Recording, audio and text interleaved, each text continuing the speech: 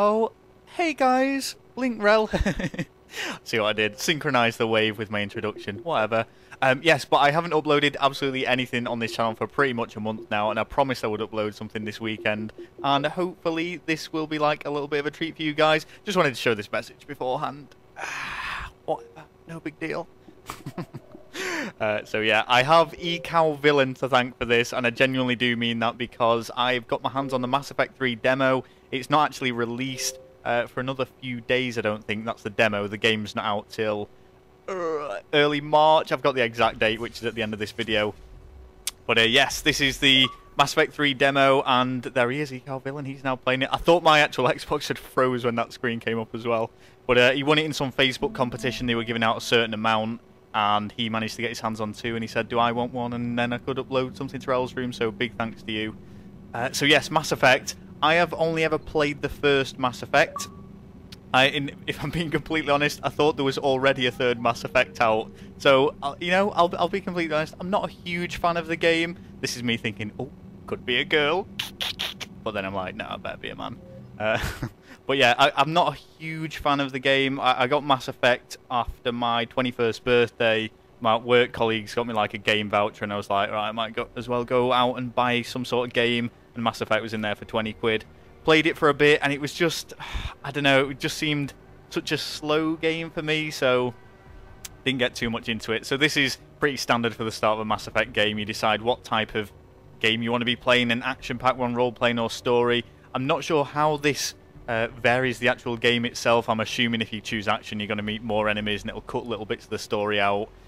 Role-playing is a bit of a mix in between the two. So here we go at the name selection. I had a good think about this, and I came up with the perfect name. Emperor ReL. That's what I went for. Please note as well, this is my first name, so that's my first name, Emperor ReL. So it's Emperor ReL Shepard. This is me repeatedly trying to get onto the last name until I eventually gave up and decided that maybe I can't actually edit my surname. So I'm pretty sure you're going to have to stick with Shepard for the rest of the game because, you know, in the little cutscenes and stuff it says, oh, Captain Shepard. So, yeah, they wouldn't be able to tailor that to everyone's specific names. This was me choosing all the other little options that you do on your profile before you actually start the game.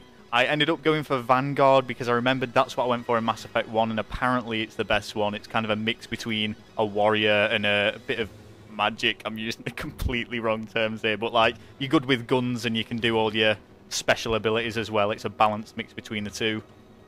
So, yeah, I'm just setting my profile here. A bit of a background story. I stuck with Earthborn, Soul Survivor, combat loss numerous, so, you know, you've got a bit of a burden like, oh, all these people died and it's my fault. And yeah, straight into the game. So you get to play 2 levels on this. The first, or 2 missions if you like, the first mission is kind of the introduction mission, getting to grips with the controls, and the second one is way later in the game. And that is one thing about Mass Effect, and one thing that games don't do enough these days. It is an extremely long game, and it's one that you can sink hours and hours into. It's kind of like Skyrim. The game itself is nothing really like it, but I mean lengthwise, because there's so many possibilities of what you can do. And on the subject of Skyrim, a few people have asked, you know, why am I not doing these Skyrim commentaries anymore? I got so into Skyrim, I was literally like addicted to it. I absolutely loved it. And this was during the period where my Xbox Live account got hacked and I couldn't actually play online. As soon as it got unhacked, well, yeah, you know what I mean. I got my password back and then I got access to it. I just went on Call of Duty and I haven't really played it since, to be honest. I tried to do a live commentary on it once, but I'd completely forgot where I was up to. So, I mean, if you really do want to see some more of them, I can try and get back into it, I guess. Because, yeah, I'm quite conscious of the fact I've not been uploading anything on this channel at all. This was an interesting moment, actually, in the introduction, because I was actually in a party with a few people talking to them, and anyone that knows me will know that I'm terrible at multitasking. I physically cannot do it, so I was paying absolutely no attention to what was going on in the game, and I was just talking to them, and I was like, guys, I'm going to have to leave this party, I don't know what's going on. And it was like 50-50, what do I do? So I just, like, I chose the nice option. I wanted to be a nice guy, and I'm pretty sure the one that's always at the top of that little wheel is nice. So we go to meet these guys who are like the head honchos, the big chiefs, and that happens. So yeah, well, basically I think we're on Earth here. God, I can't actually remember. I'm pretty sure this is Earth. I might be completely wrong, but essentially there's this alien race who's trying to take over. Standard sci-fi storyline stuff. I love the music on this game, by the way. I don't know what it is. It's like really amazing through your Astros. That was me nearly falling off the edge. And yeah, so this is kind of getting to grips with the controls sort of thing. This is how you run. This is how you shoot. And as you can see, the planet is under attack from these alien invaders, which are stronger, more intelligent, more powerful, more advanced in every way.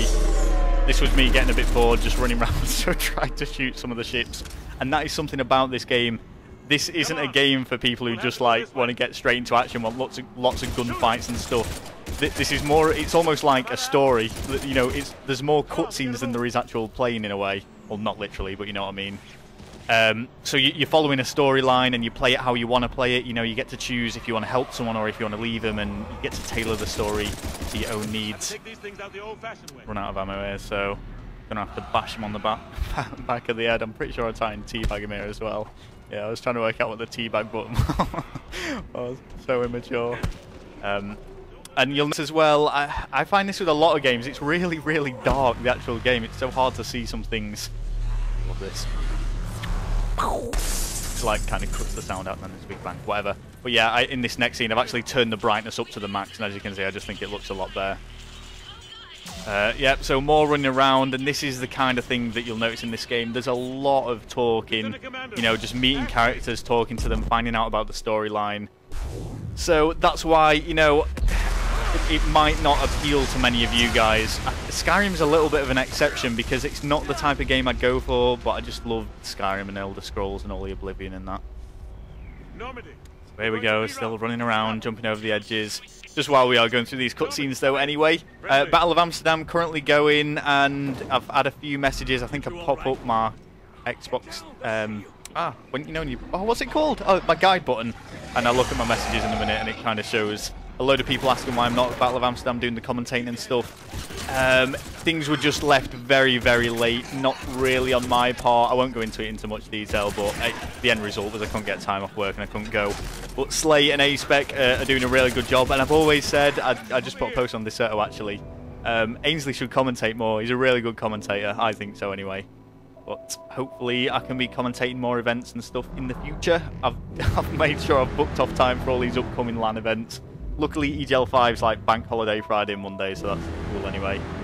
Yeah, this was some little kid that you met earlier in the story, and you're like, hey, let me help you. And he's like, no, I want to run away. Well, this is your own fault, buddy. So, you know, he's trying to escape, flying off. And the big bad monster. It's not really a monster, it's kind of a machine, but yeah, you dead, bro. Cut to a little bit of an emotional moment here with Emperor ReL Shepherd. But yeah, I mean, the combat system in this game, the only thing I can really compare it to is Gears of War. And I know a few people might raise their eyebrows at that, but, you know, it's the whole cover system. You can't do the, what's it called, where you, like, remain in cover but shoot over your head. You always have to aim out, so you always have to reveal yourself if you're going to try and shoot from behind cover, which kind of sucks, because I like to spray and pray a little bit on Gears of War. Yeah, so these huge crab-like spider things...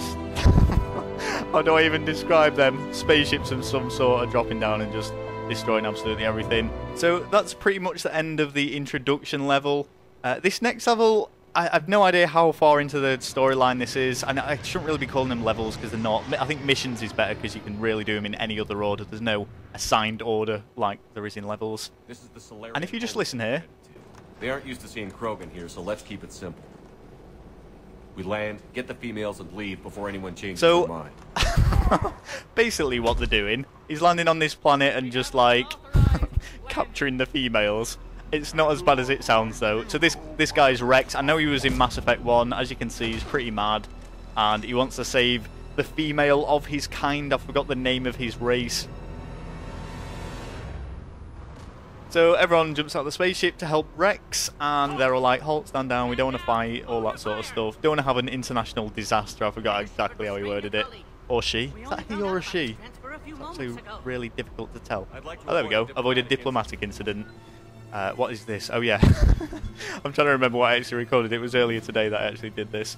But yeah, so you can, like, upgrade certain parts of you or certain aspects of you, so I really had to fast forward this bit. This was just me upgrading all my bullets, so I've got ice bullets and more powerful weapons. Okay, so what's going on here is we're trying to escort this female out of the actual planet and return her home, but having a little bit of trouble doing so. Need Emperor ReL Shepard to help.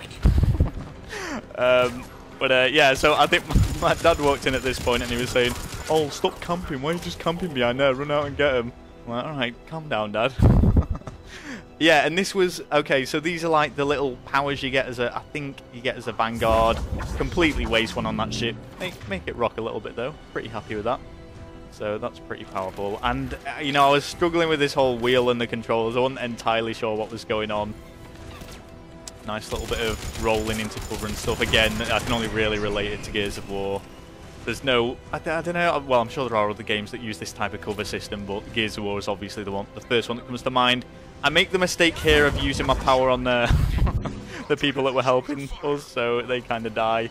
And this is where I completely fail. I try and be a little bit sneaky, get around the back of him. Like, yeah, this is a brilliant idea. No, it's a rubbish idea, because now they all know where I am. I haven't sneaked around them at all, and I'm dead. That was absolutely brilliant. Critical mission failure, yeah, so just restart from the last checkpoint, all that sort of stuff. I absolutely turned on someone here, I was quite happy with that. Oh, sit down, kid. Yeah, really weak.